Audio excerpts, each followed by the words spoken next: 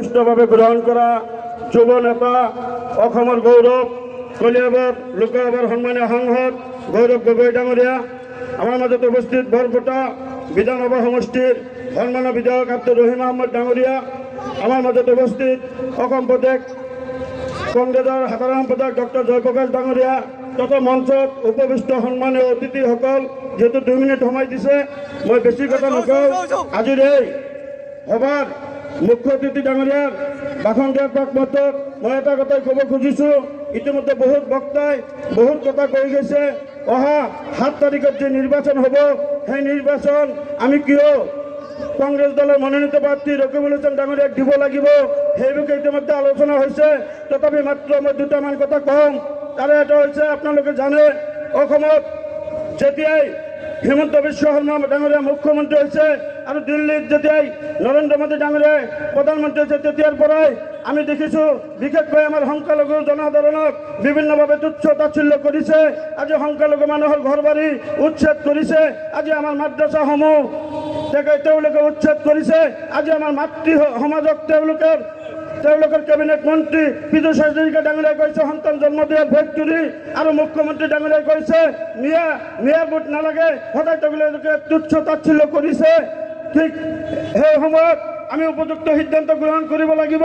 আৰু আমাৰ গ্ৰহণ নহয়, 7 তাৰিখৰ ভোটদান নহয়, আমাৰ বাবে এক প্ৰতিবাদ হ'ব লাগিব। আমি বিজেপিৰ বিৰুদ্ধে প্ৰতিবাদ স্বৰূপে ভোটদান কৰিম।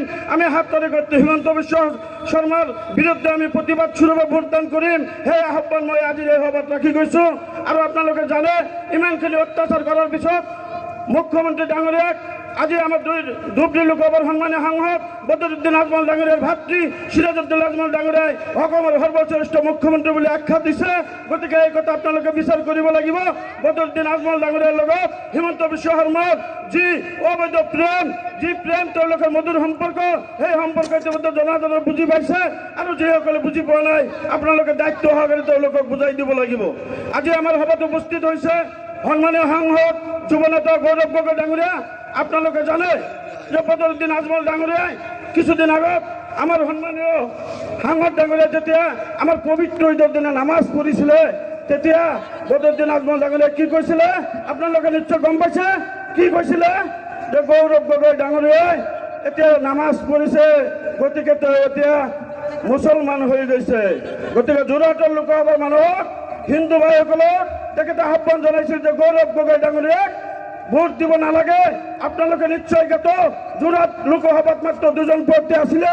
এজন হৈছে বিজেপিৰ তপন গগৈ, আনজন হৈছে আমাৰ যুৱ নেতা গৌৰৱ গগৈ ডাঙৰীয়া।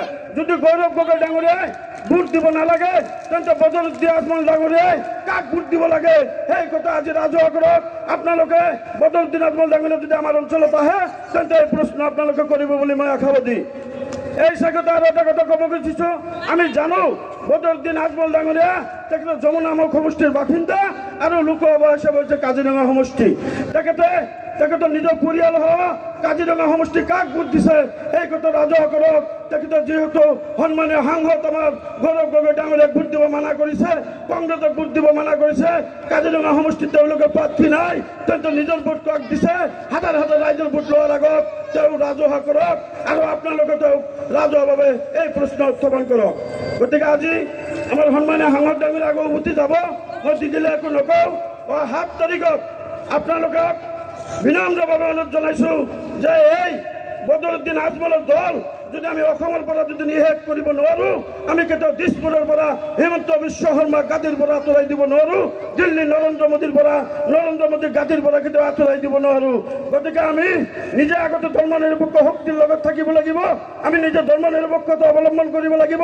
তাৰপিছত আমি আনক ক'ব লাগিব যে সকলো ৰাইজ আপোনালোকে ধৰ্ম নিৰপেক্ষতা শক্তিক শক্তিশালী কৰক। গতিকে আমি আদৰ্শ হ'ব লাগিব।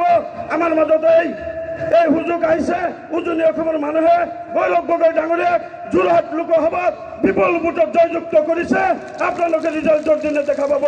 গতিকে মই কৈছোঁ এতিয়া আমাৰ ধুবুৰী লোকসভাৰ বাসিন্দা, এতিয়া আমি দেখুৱাই দিব লাগিব যে আমিও ধৰ্ম নিৰপেক্ষ শক্তি কংগ্ৰেছ দলৰ প্ৰাৰ্থী ৰকিবুল হুছেইন ডাঙৰীয়াক বিপুল ভোটত জয়যুক্ত কৰি অসমৰ পৰা সাম্প্ৰদায়িক ৰাজনীতি বিদায় দিব বিচাৰিছোঁ। অসমত হিন্দু মুছলমানৰ নামত আৰু কোনো ৰাজনীতি আমি কৰিবলৈ নিদিওঁ। গতিকে এই আহ্বান ৰাখিছোঁ। সদৌ আকৌ এবাৰ ৰকিবুল হুছেইন ডাঙৰীয়াক আপোনালোকে বিপুল ভোটত জয়যুক্ত কৰিব বুলি আপোনাৰ ৰকিবুল হুছেইন ডাঙৰীয়াৰ হৈ আপোনালোকৰ ওচৰত দোৱা আশীৰ্বাদ বিচাৰি মোৰ চুমু বক্তব্য শেষ কৰিছোঁ। ধন্যবাদ। ধন্যবাদ জনাইছোঁ আজাদ হুছেইন ডাঙৰীয়া।